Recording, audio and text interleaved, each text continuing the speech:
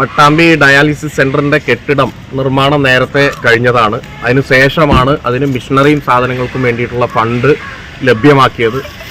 ആദ്യം ഗവൺമെന്റിന്റെ ഫണ്ട് ലഭ്യമാക്കാനുള്ള ശ്രമമാണ് നടത്തിയത്. ഗവൺമെന്റ് ഫണ്ട് ലഭ്യമാകാത്തത് കൊണ്ട് തന്നെ അതിന് രണ്ടാം ഘട്ടം എന്നുള്ള നിലയ്ക്ക് MLA ഫണ്ടിൽ ഫണ്ട് അനുവദിക്കുകയും മെഷീന് വേണ്ടിയിട്ടുള്ള മറ്റുള്ള RO പ്ലാന്റ് അടക്കമുള്ള കാര്യങ്ങൾക്കുള്ള ഫണ്ട് ലഭ്യമാക്കുകയും ചെയ്തു. ഇപ്പോൾ അതിൻ്റെ മെഷീന് വരാനുള്ള വലിയ കാലതാമസം നമുക്ക് നേരിട്ടിരുന്നു. കാരണം പഴയ സ്പെസിഫിക്കേഷനിലുള്ള മെഷീനാണ് നമ്മൾ ആദ്യം ഓർഡർ ചെയ്തിരുന്നെങ്കിലും അത് കുറച്ച് സമയമെടുത്തു. മാത്രമല്ല പുതിയ സ്പെസിഫിക്കേഷനിലേക്ക് മെഷീന് മാറി, കുറച്ചും കൂടെ വില കൂടിയ മെഷീനാണ്.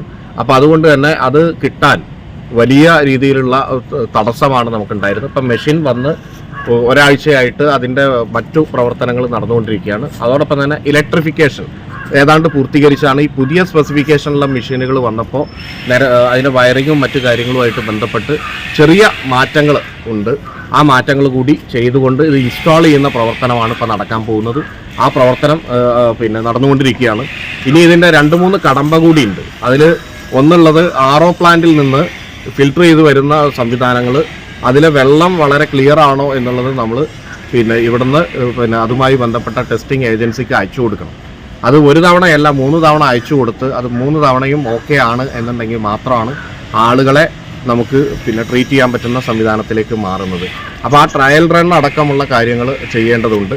അതോടൊപ്പം തന്നെ ഇവിടെ നമുക്കറിയാം ടെക്നീഷ്യൻ ആവശ്യമാണ്. ആ ടെക്നീഷ്യന് വേണ്ടി പോസ്റ്റ് ചെയ്യാനുള്ള പ്രവർത്തനം നടക്കുന്നുണ്ട്.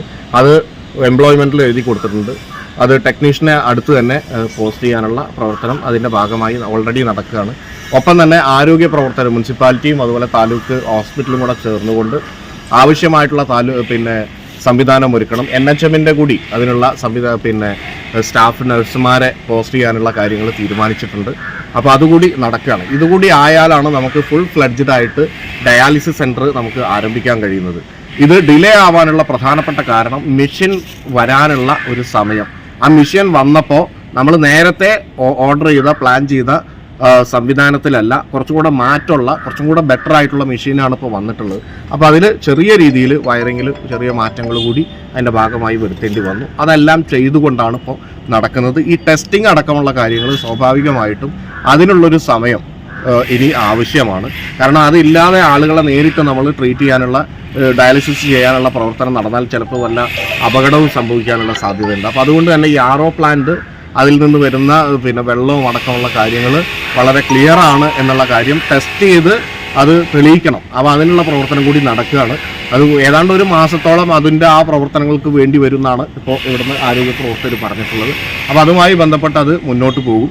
ഇപ്പോൾ ഈ പ്രവർത്തനം നടന്നുകൊണ്ടിരിക്കുന്നു, മെഷീനറികൾ വന്നു, അതിൻ്റെ പ്രവർത്തനങ്ങൾ നടന്നുകൊണ്ടിരിക്കുന്നു എന്ന് കണ്ടപ്പോൾ, പണി തുടങ്ങി എന്ന് കണ്ടപ്പോൾ, ഫിറ്റ് ചെയ്യാൻ പോവുകയാണെന്ന് കണ്ടപ്പോൾ ചില സമരങ്ങളും ചില കാര്യങ്ങളൊക്കെ ആയിട്ട് ആളുകൾ വന്നിട്ടുണ്ട്. അത് നമുക്ക് പ്രശ്നമില്ല. എന്തായിരുന്നാലും ഇത് മുൻകൂട്ടി ഇതേവരെ ഇത് ഫിറ്റ് ചെയ്യുന്നതും മറ്റുള്ളതും പ്രവർത്തനങ്ങളും മുൻകൂട്ടി കണ്ടുകൊണ്ട് അങ്ങനെ ഒരു സമരം ചെയ്യുന്നത് ജനാധിപത്യപരമായി അവരുടെ അവകാശമാണ്. അതിലൊന്നും ഒരു പ്രശ്നമില്ല.